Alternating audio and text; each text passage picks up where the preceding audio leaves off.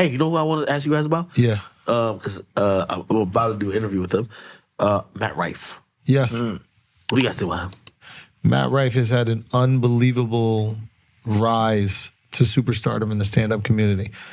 And I saw his shit pop up on YouTube. Yeah. Which I think he must use YouTube in a really unique YouTube and TikTok. TikTok is where he like TikTok, really yep. blew quick. but like unbelievable Phenomenon. I've never fast seen rise. anything like it.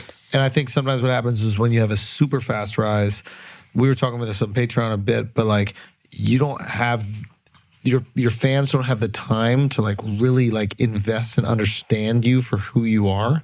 So anything that kind of goes against their perception of you, because again, they don't really know who you are just yet, they're quick to react to and be like, hey, this isn't the version of you that I thought you were.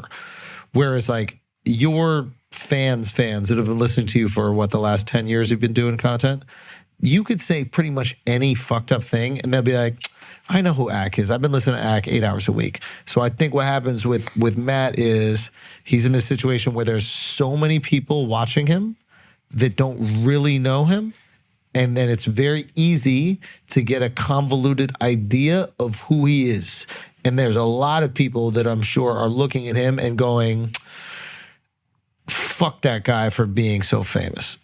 Remember, when you get really successful, people want to tear you down. That's just human instinct. I also knew him from Wildin' Out, and he's a kid. I mean, to me, he's 27 now, but he's like a nice person. I saw him do a few interviews. And his crowd work is great. It was kind of hilarious because I saw him with my man Dave Portnoy from Barstool, and he was like pretty much explaining. He's like, yo, in a sense, he said something that I've heard in rap before from like Dave East and a few other people. They're like, he felt like maybe his perceived attractiveness hurts his comedy. And that was like a whole conversation. I was like, you know, Dave East once said that and people were laughing about it, being like, motherfucker, you just can't rap, my nigga. Like, what do you think you look too good to rap? Like, you know what I mean? But, you know, he made I was listening to his ideas about it, compelling thing. It was like, yo, hey, listen, when you're a comedian, you know, usually it's your words that is like, you know, making people enamored about what the fuck they're into it with you. And he was just like, yo, he would have these shows where a woman would just show up just to be like, yo, he looks amazing. Your skill always has to exceed whatever else you bring. So Tom Brady is the most handsome dude, but he's nice. And he's nicer than he is handsome.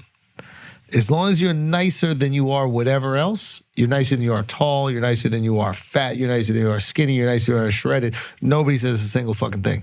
Tom Brady is the nicest quarterback that's ever existed.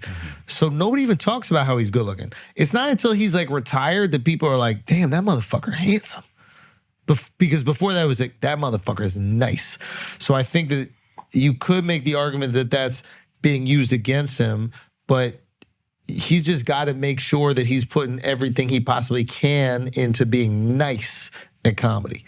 And if people know you for being nice, they don't get, being attractive is awesome too, but you just got to be nice.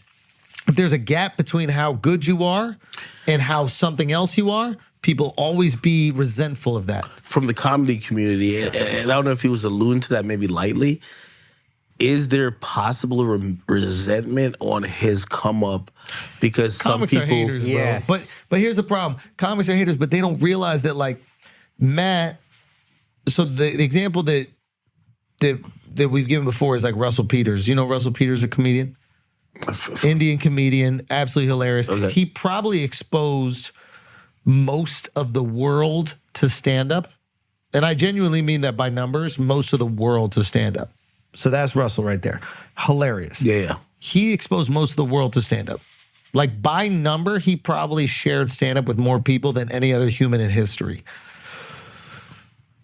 You have to be grateful for Russell because so many other people, myself, Akash, are eating because he exposed billions of people to stand-up, and those people also want other stand-ups. So when I see stand-ups hating on Matt, I'm like, bro. He got all these girls who might have never listened to stand-up to start listening to stand-up. Now they're listening to you. The same thing like when we started putting out stand-up clips, we were exposing whole other audiences on YouTube to stand up that might have never listened to it. Now they're listening to it. Don't be resentful of the success. Understand that now there's way more market share for you to tap into. So the resentment is like short-sighted, bitter, it's hate. You're kind of smiling. Oh, no, I was like... Oh, but it's like... You think he's cute? He is cute. he's good. He got a handsome blonde. My point is like you're gonna eat off of this. You think he's cute? Man, I ain't gonna lie. I heard that nigga talking about himself looking good. I'm like, yo, this nigga is tweaking, man. This ugly motherfucker, man. I don't get it. You don't like white guys? I don't like white women or white girls. I don't know what metric men. Who's the hottest dude to you? Nobody, me. But there's nobody better looking than you. You don't think anybody looks better than you? I don't look at men. Objectively speaking, you can't say another guy is good looking. A guy? You're being ridiculous right now. Yo, niggas don't look good to me. Not a single dude is handsome. Not one nigga look We're good not saying look good to you. We're saying like you can see how women find him attractive. Bro, Put it that way. Put it that way. Bro, that's like saying, yo, can I put on my gay lens and figure out who? One guy. No.